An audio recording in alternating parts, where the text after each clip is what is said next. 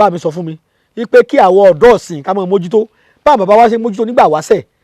àtọ̀sí òkú àtọ̀sí àwọn òyìnbó ń pè ní gonorrhea ṣé ẹ mọ̀ pé ẹni tí ó bá kọ́ àtọ̀sí rí ni àtọ̀sí máa ń pa ní ayé àtijọ́ àwọn bàbá ọ̀ka kún torí pé wọ́n fi ewé àti egbò wò àìsàn gbajúmọ̀ ni wọ́n máa ń pè ìwọ tó bá tí ì kó ń gbà náà ò tí ì ṣe gbajúmọ̀ àmọ́ tẹ́yìn bá ti tọ́mọ 40 ọdún yóò padà sáré yàn ọba fọ egbògi wò ọba fi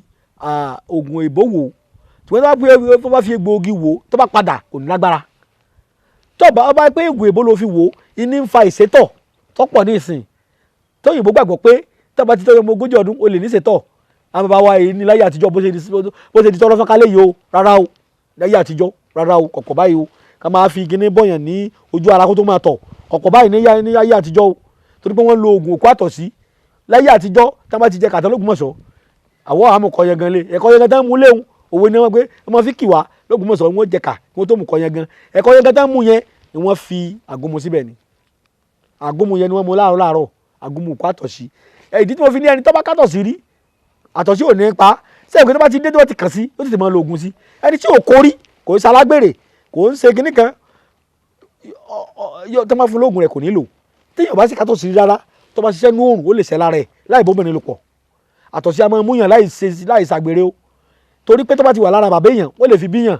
kò ń ṣe gbogbo ẹni bá ti sọ fún ọ pátọ̀sí mọ́hun lọ́jà lágbèrè tàbí òun bá ní ẹni bacterial infection ó wá jẹ́ oníṣìnà tàbí oní virus rárá o gbogbo nǹkan ló pẹ̀lú sábàbí ẹ̀ ni o anybody ló lè ní lára nípa ìdí kan tàbí òmíràn kò sì sí àìsàn kan tí ò lóògùn o àyàfi anabi muhammad sallallahu anabi jíṣẹ́ ńlá muhammad ó sọ fún wa ó ní kò sí àìsàn tí ò gbóògùn tí ò sóògùn rẹ̀ láyé kò sí àyàfi àìsàn kan ṣoṣo wọ́n bi anabi muhammad léèrè sasala anabi ní àìsàn kan náà ní olóògùn arúgbó kágbà bá dé síyàn kò lóògùn kò sẹ́ni tí ò ní dàgbà téèyàn bá ti dàgbà tó dògbò ara rẹ̀ ó béèrè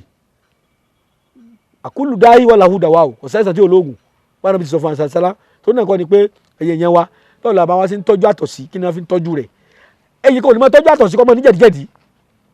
tàbí kó wá súnmọ́ ìyàwó rẹ̀ kó máa lè ṣe kó lo ìṣẹ́jú 5 kó da tọwọ́ rẹ̀ lẹ̀ kò rí bẹ́ẹ̀ tàbí àìtọ́sí yìí ni máa ń jẹ́ kóbìnrin ṣe àwárí lọ́pọ̀lọpọ̀ kódà máa fa oyún ìjú sínú obìnrin ilé ìfìdí tí wọ́n sọ pírẹ́sàn òjú fẹ́ lómi yóò tó padà débẹ̀ lódìdí kése gbẹ lọ́wọ́ ayé àtọ̀sí àmà fà á bóun àbá wa ṣe tọ́jú ẹ̀ ní láyé àtijọ́ wọn á ní ká lọ wá ẹ̀pà kún kíní kan bẹ tán pè ní ẹ̀pà kún iṣu ẹ̀pà kún yìí á bẹ á gé kéékèèké sínú odó ewé kan bẹ tí wọ́n pè ní ewé àjàrẹ̀rẹ̀ ewé àsùn ti ìbílẹ̀ yìí òun la máa gún pẹ̀lú ẹ fi kan bílàlà díẹ̀ sí iṣu ànàmọ́ tá a máa ń jẹ sweet potato ẹ wà gún mọ́ a wà gún lágún mu dáadáa tí wọ́n ti gún lágún mu ọmọ ìyá mi ẹ máa fi mu ẹ̀kọ́ gbóná tàbí kẹ́ ẹ máa bu síbì kan sínú ọwọ́ kẹ́ ẹ máa mu ẹ rí i pé láti inú ẹ̀jẹ̀ ni ó ti máa yọ àtọ̀sí náà jáde ẹ̀yin èèyàn mi ẹ jẹ́ ká dúró bí tá a wà yìí mo kí yín pé ẹ kú ìbáwa ká lọ pàǹfààní ẹ̀yin tẹ́ ń gbọ́ wa látàtàárọ̀ ẹni yóò tó bá fẹ́ gbọ́ wa síwájú àti síwájú sí ẹ kàn sí wa lórí Instagram wa ní ìgbà wáṣẹ̀ ẹ rí wa ń bẹ̀ ẹ máa fọkàn bá wa lọ a tún wà ní Facebook ìgbà wáṣẹ̀ ẹ kàn sí wa ń bẹ̀ ṣùgbọ́n ẹni tó bá fẹ́ bá wa dọ̀rẹ́ kọ́kàn sí wa ní YouTube wa ní Adùn Àṣà ibẹ̀ ní YouTube tẹ́lẹ̀ kàn sí gbogbo ẹ̀wọ̀n ètò wa ló wà ń bẹ̀ àtàwọn àlàyé tí à ń ṣe ìlẹ́kùnrẹ́rẹ́ tí ò sáfikún tí ò sí àyọkúrò ń bẹ̀ orúkọ tèmi lẹ́ẹ̀kan sí mi ni ọmọ yín Alhaji Dr. Suleiman Lawal Ẹgbẹ̀jì gbogbo ìlú Ògbómọ̀ṣọ́ mo sọ fún yín pé tẹ́ bá fẹ́ rí mi ẹni tó bá ń bọ̀ wá kọ́kàn sí mi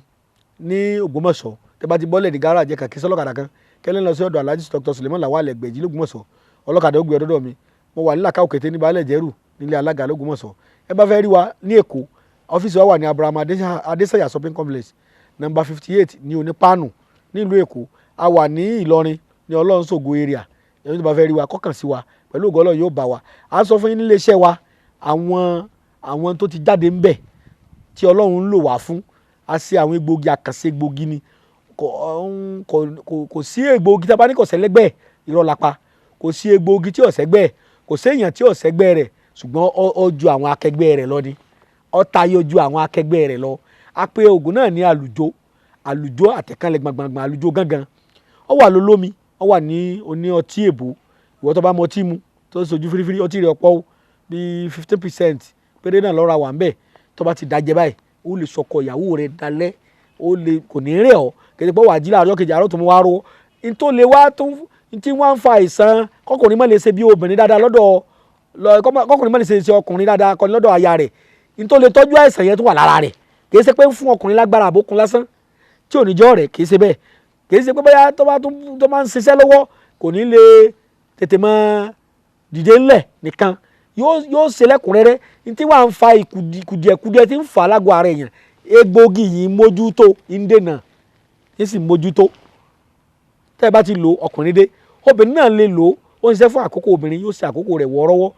egbògi yìí ń ṣiṣẹ́ fún akéèrí ni pé kò ní jẹ́ kí ara obìnrin náà gbé dáadáa ní tí ń di ọmọ lára obìnrin kò ní sí tó